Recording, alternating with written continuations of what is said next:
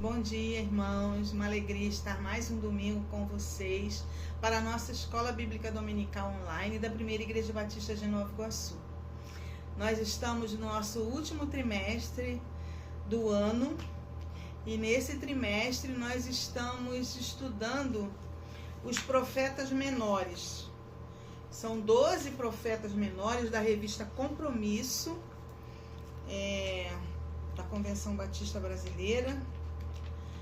Nosso autor da lição desse trimestre é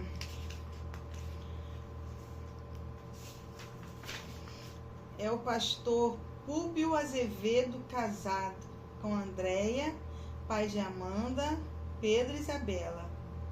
Ele é doutor em ciência da religião, é teólogo, é filósofo, é pedagogo e é pastor da Igreja Batista em Parada 15 de Novembro, em São Paulo.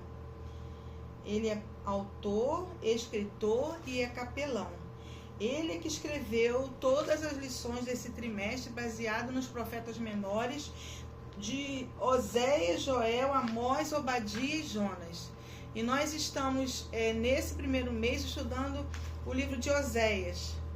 Como nós já estudamos no domingo passado, capítulo 4, 5 e 6, hoje nós vamos dar uma passeada no capítulo 7, 8 e 9. O tema do nosso estudo hoje é o distanciamento de Deus e suas consequências. O nosso texto áudio está lá no livro de Oséias, capítulo 8, versículo 12. Eu convido o irmão a abrir a sua Bíblia, a estar com ela aí e a acompanhar as leituras que nós faremos de alguns textos bíblicos. Nosso tempo é pequeno, não temos tempo de ler todos os textos, mas vamos passear em alguns. Nosso texto áureo diz assim: embora eu lhes escreva a minha lei em 10.000 preceitos, estes seriam tidos como coisas estranhas. A nossa história fala sobre o reino do norte. Oséias, ele profetizou nesse reino. E se os irmãos quiserem se aprofundar um pouquinho mais na nossa história desse livro de Oséias, eu sugiro aos irmãos a leitura do livro de 2 Reis, capítulo 17. Aí vocês vão ver lá a divisão dos reinos, e é mais um acréscimo ao nosso estudo de hoje, né, desse trimestre, desse mês do livro de Oséias. É uma alegria, irmão, tê-lo aí mais uma vez nesse domingo. Vamos orar.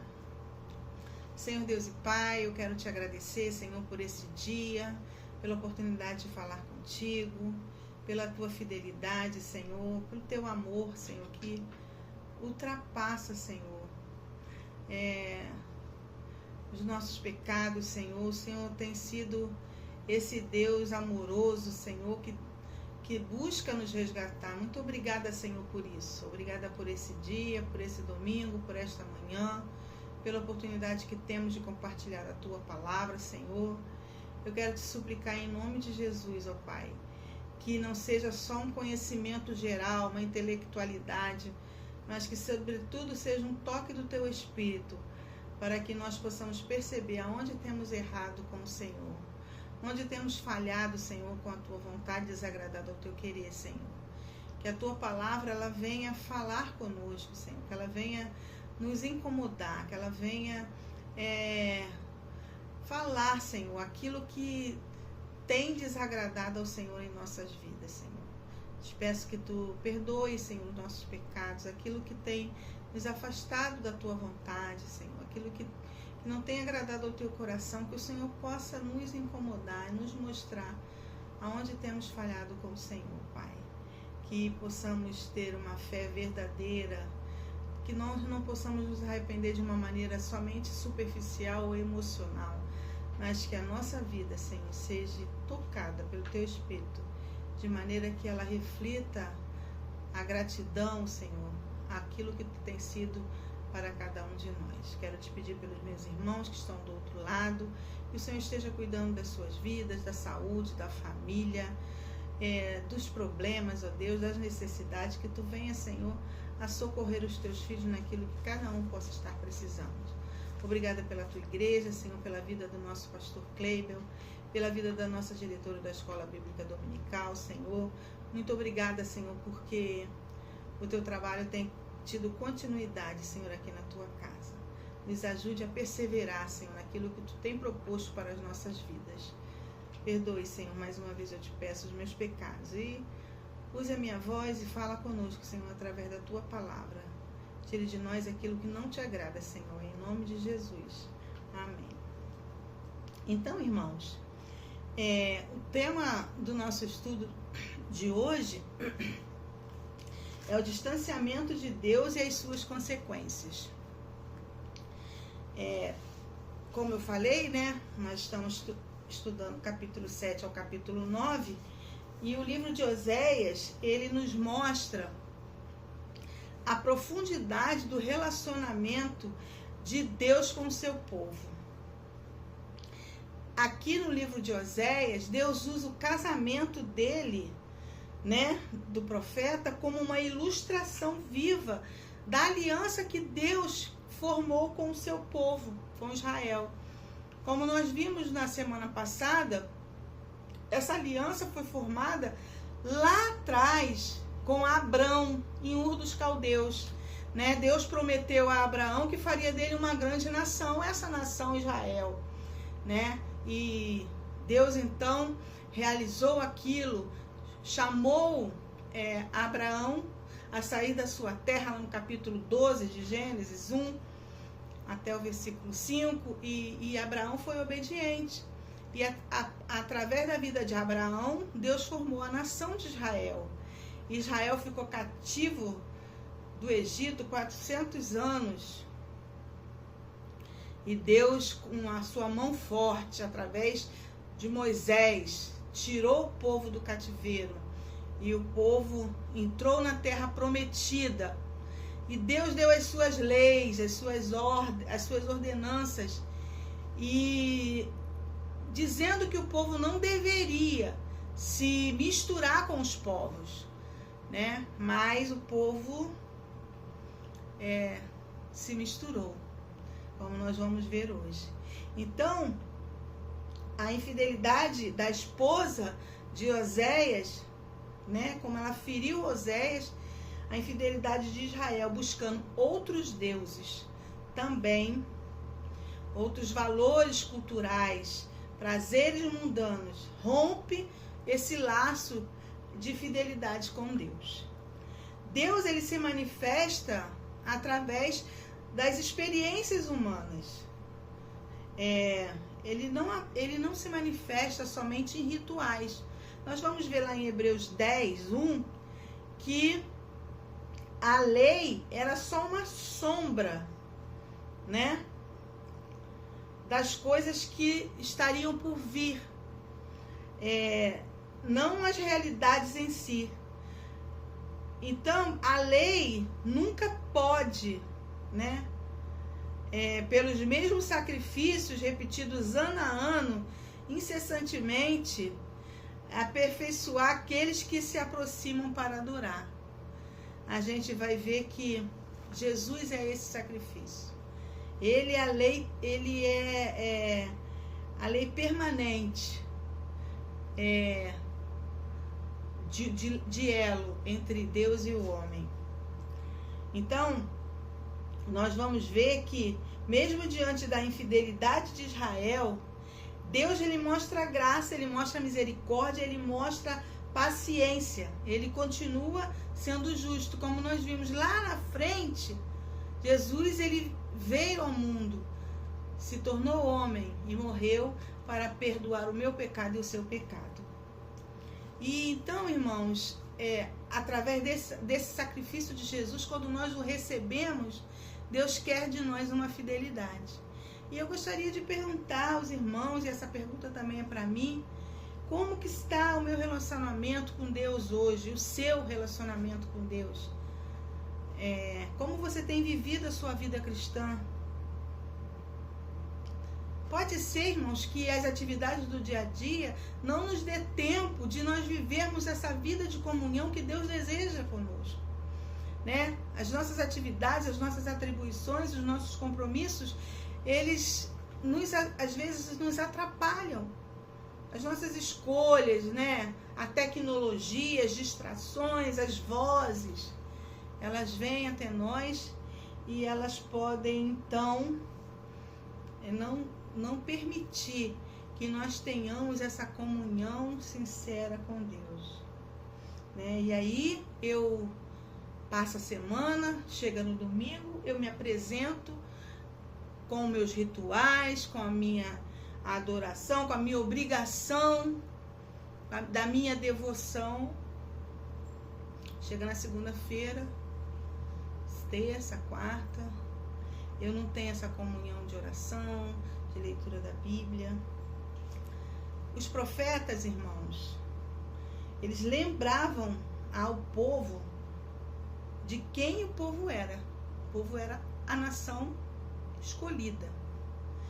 E o que significava viver sobre essa aliança com Deus, reafirmando que o pecado gera consequências. Então, irmãos, a responsabilidade do profeta era anunciar ao povo, né? Quem o povo era? Era um povo separado, era o povo escolhido para refletir a grandeza de Deus aos outros povos. Nós falamos sobre isso na semana passada. Aquele povo era para ser visto e as pessoas se admirarem pela sabedoria deles, pelo que eles eram, pela forma como eles viviam, como as famílias eram abençoadas. E o povo se misturou de uma tal forma que gerou essa consequência, esse distanciamento deles com Deus. Então, a infidelidade, né, a aliança, separou o homem de Deus, que é o pecado. Mas o livro também fala que Deus está sempre oferecendo perdão mediante ao arrependimento sincero, como nós também estudamos na semana passada.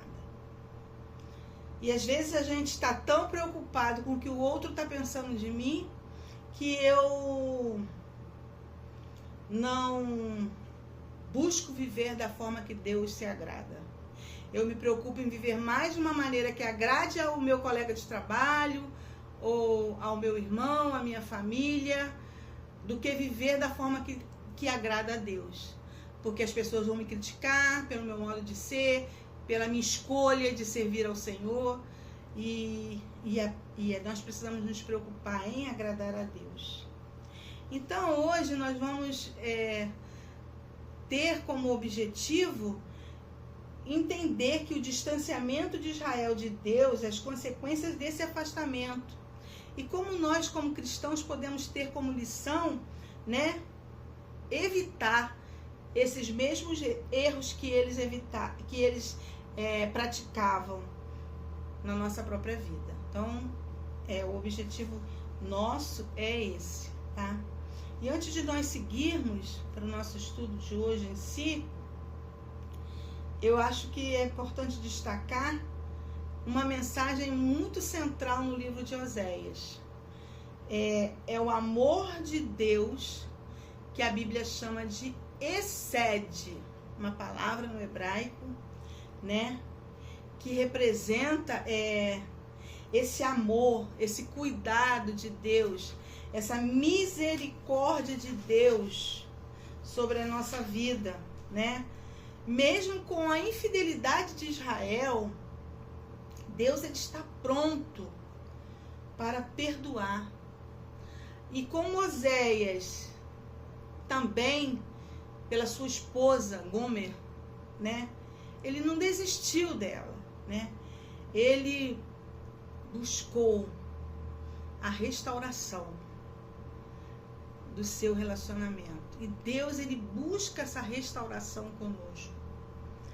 Então, para nós hoje, Significa que mesmo quando nós erramos, ou quando nós nos afastamos de Deus, Ele nos chama a um arrependimento e nos chama a voltarmos a sermos fiéis a Ele. Deus, Ele quer nos ensinar e quer também nos trazer de volta. Essa palavra excede, né? Conhecer Deus de verdade não é só seguir regras, irmãos, ou rituais. Conhecer Deus de verdade nos permite experimentar uma restauração, uma comunhão profunda. Nós precisamos buscar essa comunhão com Deus, né? E essa palavra excede, né? Que tem como significado uma bondade leal, uma misericórdia fiel, um amor de aliança, uma fidelidade constante. Como a gente vê Paulo falando lá em 1 Coríntios capítulo 13, que o amor, ele é benigno, ele é paciente. E esse amor, Deus é amor, como a Bíblia fala, essa expressão máxima do amor. Então esse amor excede. Ele é um amor que se compromete, ele é um amor ativo. Ele não é um sentimento somente, mas ele é uma ação concreta de lealdade e de cuidado. O povo pecava, o povo errava, o povo se prostituía, mas Deus estava sempre oferecendo uma oportunidade de retornar, de restaurar a comunhão com o povo. Então, esse amor excede, ele é uma misericórdia constante. Enfatiza que Deus, ele mantém sua fidelidade mesmo diante da nossa infidelidade. Mas Deus é amor, mas ele também é justiça. E a justiça de Deus, ela é na medida sobre nossa vida do nosso pecado. Na medida do nosso pecado, de como nós não nos arrependemos, Deus vai aplicar a justiça dele sobre a nossa vida. O amor de Deus, esse amor excede, é uma fidelidade na aliança. É o amor que cumpre promessas, né? Que mantém compromissos, especialmente na relação entre Deus e o seu povo. Então esse amor excede, H-E-S-E-D, igual a um amor leal, a um amor de misericórdia constante, de fidelidade, de aliança. E ele não depende do meu merecimento, nem do seu, mas ele expressa a natureza fiel e comprometida de Deus. Coisa linda, né, meus irmãos? Então, o livro de Oséias, ele nos mostra de uma forma muito clara que mesmo diante da infidelidade e do pecado do povo, Deus, ele permanece fiel e amoroso. Esse amor imutável, né, que nós vemos em Deus, é esse amor excede. Essa mensagem de Oséias, nós podemos afirmar que é o centro do seu livro, né? Porque apesar dele ser traído pelo seu povo, que merece castigo, ainda Deus apresenta oportunidades para que o povo se arrependa, demonstrando estar pronto para perdoar e para reatar esse relacionamento com o seu povo. Então, irmãos, o ponto central é que o pecado e a falta de fidelidade também afastam o povo de Deus. Mas o conhecimento verdadeiro de Deus, conhecer Deus de forma íntima e pessoal, é como nós podemos ser restaurados na nossa comunhão com Deus. Então, a mensagem de Oséias, ela é um convite. Deus nos ama de uma maneira excede. E Ele deseja nos resgatar, nos ensinar e nos levar de volta para Ele, mesmo quando nós nos desviamos. Coisa linda. Então, meus irmãos, nós podemos ver que esse amor em nossa vida, quando nós apesar das nossas falhas, Deus nos chama ao arrependimento e à fidelidade a Ele.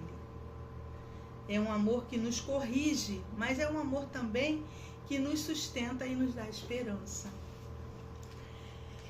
Em Oséias 7, nós vamos ver o povo se distanciando do seu Criador.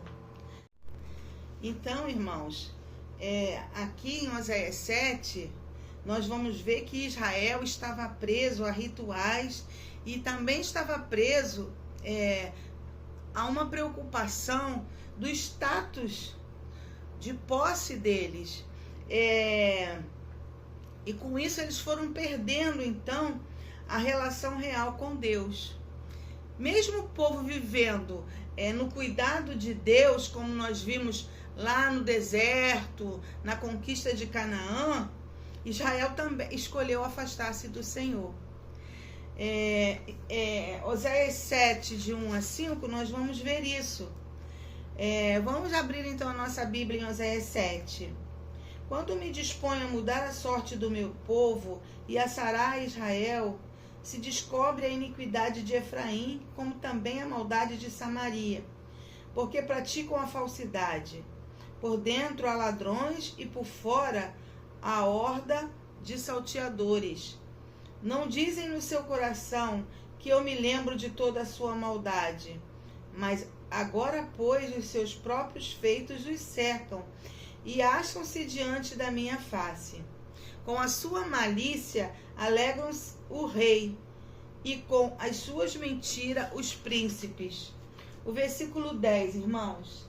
A soberba de Israel abertamente o acusa, todavia não voltam para o Senhor seu Deus, nem o buscam em tudo isso.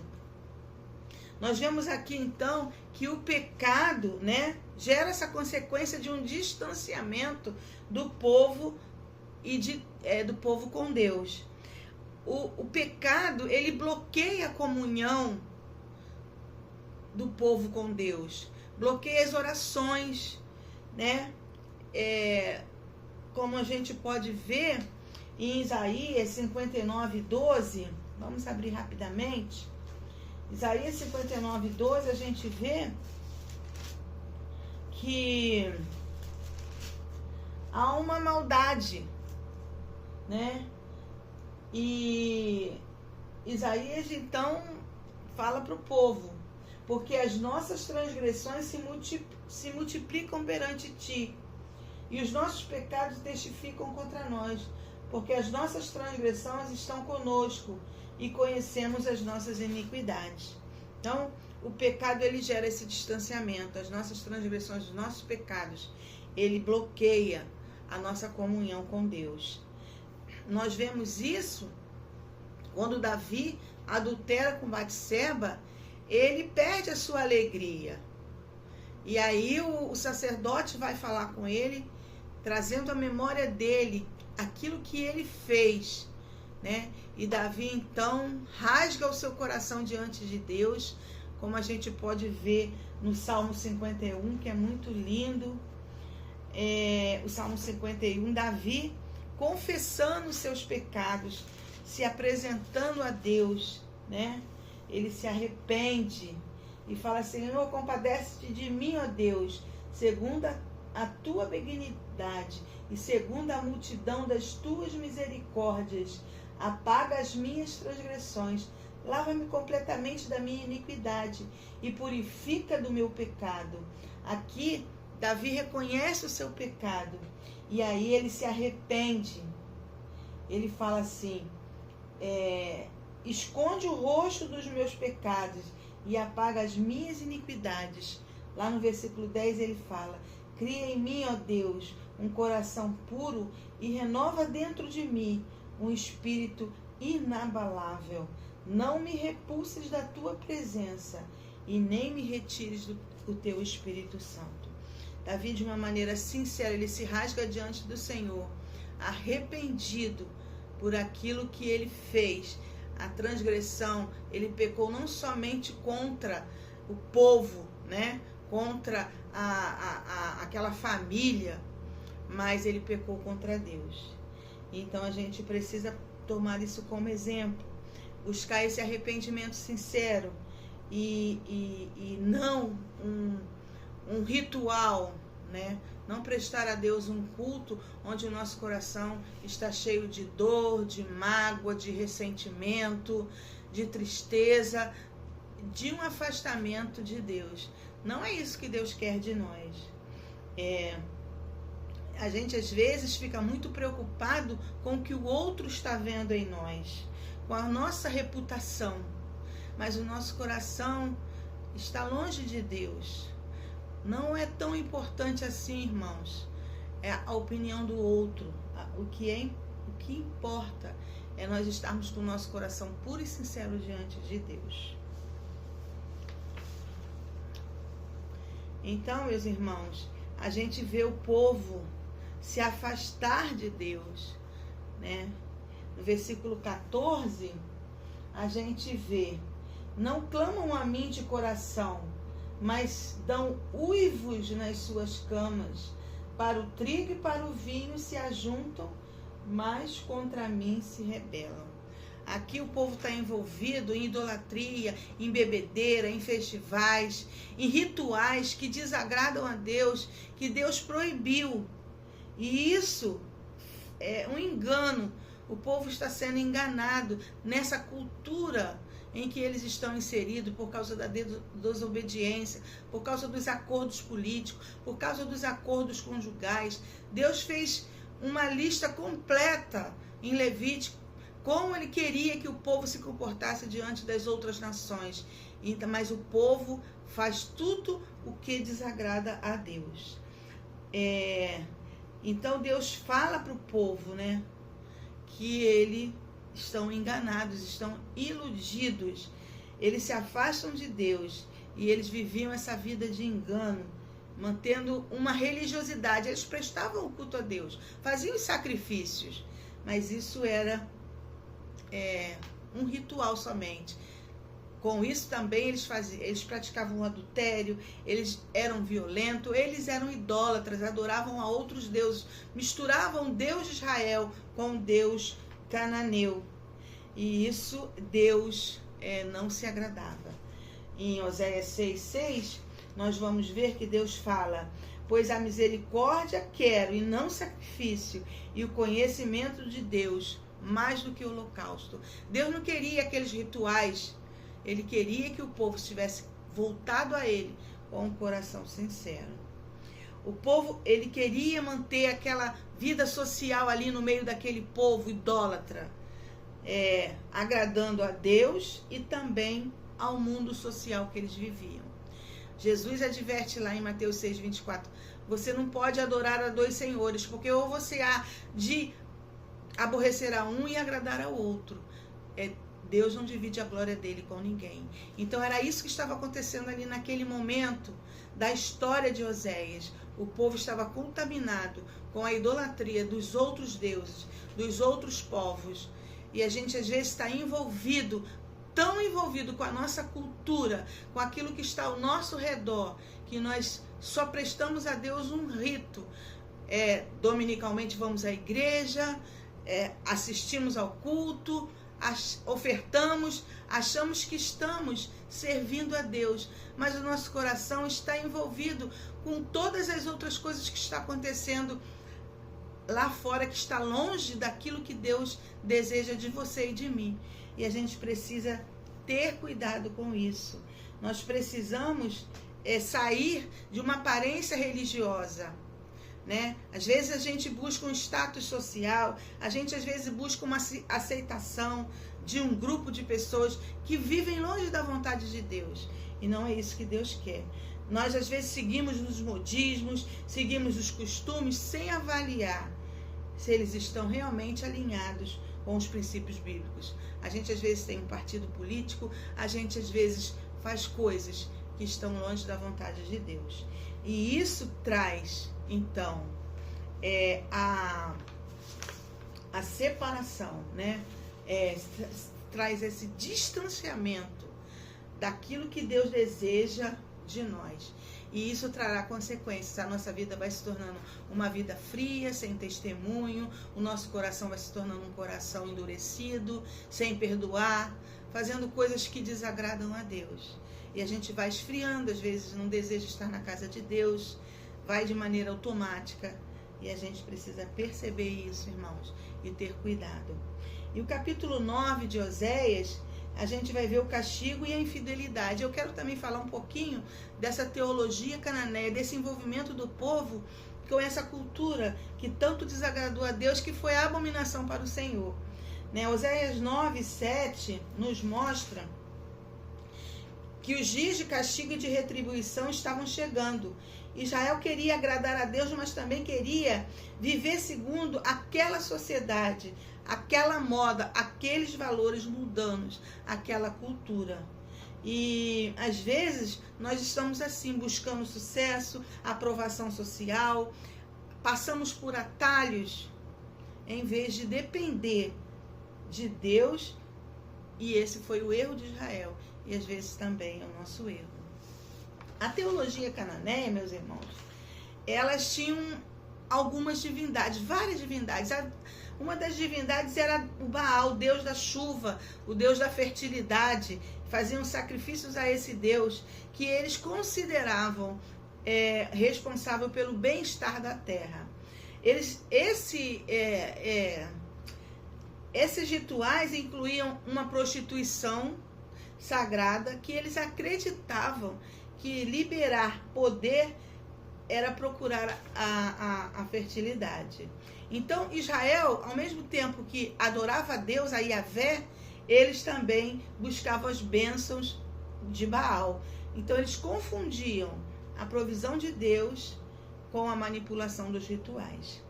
E o que seria, então, essa prostituição tão falada no livro de Oséias? Essa prostituição cultural, ela era sagrada nos povos cananeus. Era uma prática religiosa comum em cultos à fertilidade, especialmente dedicada a Baal. Também tinha outras divindades. Eles acreditavam que essa união sexual entre humanos e sacerdotisas e sacerdotes refletia a união do Deus e da deusa no plano cósmico, que garantia a fertilidade da terra, do rebanho e das pessoas. Mas a gente sabe que Deus é dono de todas as coisas. Então, essa influência pagã, ela foi atraída para o povo de Israel. E eles então começaram a fazer a prática desses cultos cananeu, misturando a fé em Yahvé com os ritos pagãos. Por exemplo, eles faziam sacrifícios a Baal como Deus da chuva.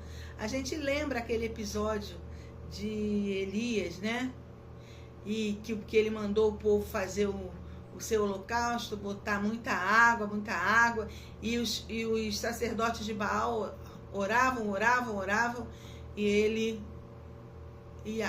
Deus não lançou o fogo do céu, não lançou a chuva, e Elias orou e o fogo desceu.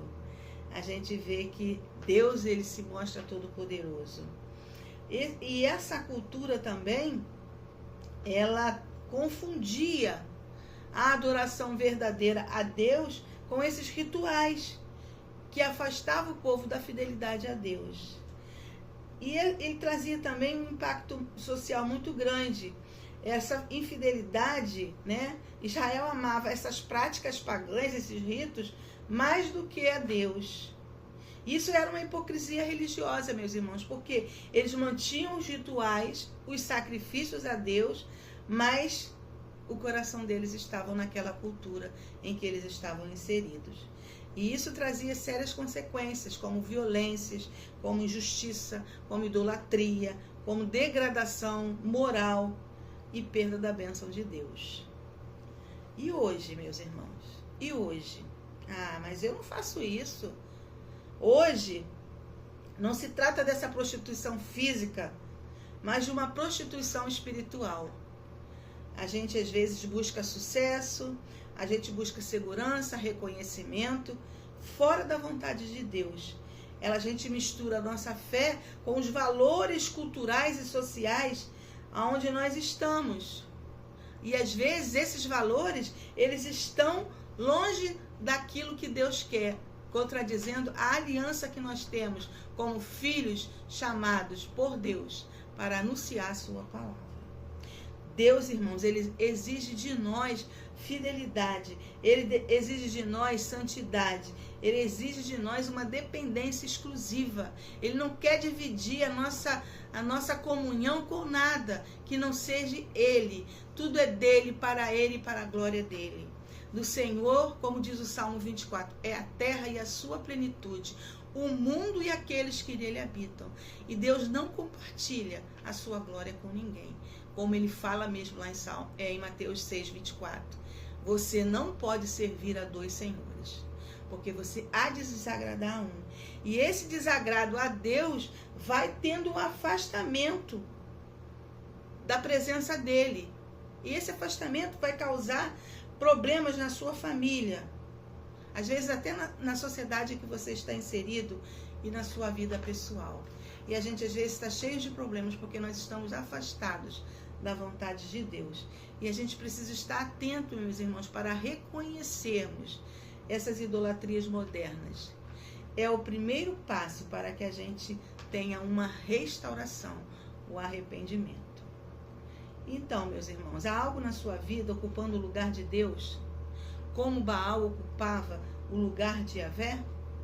Será que o dinheiro, o trabalho, a tecnologia, os prazeres pessoais, viagens, podem estar tomando o seu tempo e a sua atenção ao Deus verdadeiro? Quais são esses valores atuais, modernos, que têm afastado você da fidelidade a Deus? Para concluir, meus irmãos, a gente já está com o nosso horário estourado. O pecado, ele gera esse distanciamento, a ilusão e o engano. E ele finalmente traz consequências tangíveis em todas as esferas da nossa vida. Israel é um exemplo histórico e espiritual do que acontece quando tentamos agradar a Deus e agradar ao mesmo tempo o mundo, a sociedade em que nós estamos vivendo. A mensagem de Oséias, ela é clara: arrependimento sincero, fidelidade restauram a comunhão com Deus. Só assim que nós poderemos experimentar a paz, o amor e a prosperidade que Deus nos oferece. Meu desejo é que a gente reflita sobre isso, meus irmãos, que isso aqui não seja só um conhecimento intelectual, mas que a gente possa, hoje, pensar, mudar, de verdade, aquilo que tem nos separado de Deus, se é que nós estamos vivendo uma vida que está longe da vontade dele. Preciso reconhecer os meus pecados sinceramente e buscar uma comunhão diária com Deus. De que maneira? Através da leitura da Bíblia, através da oração. Meu desejo é que a gente realmente coloque Deus lá no centro do nosso coração, todos os dias, que nós não sejamos praticantes de rituais. Deus abençoe os irmãos, muito obrigada pela sua paciência, por estar comigo até aqui. Eu desejo um domingo feliz, uma semana abençoada. E agradeço a nossa irmã Esté Dutra, que é diretora da nossa Escola Bíblica Dominical, e ao nosso querido pastor Cleibel Peixoto. Venha nos fazer uma visita, será uma alegria tê-lo conosco, celebrando a Deus.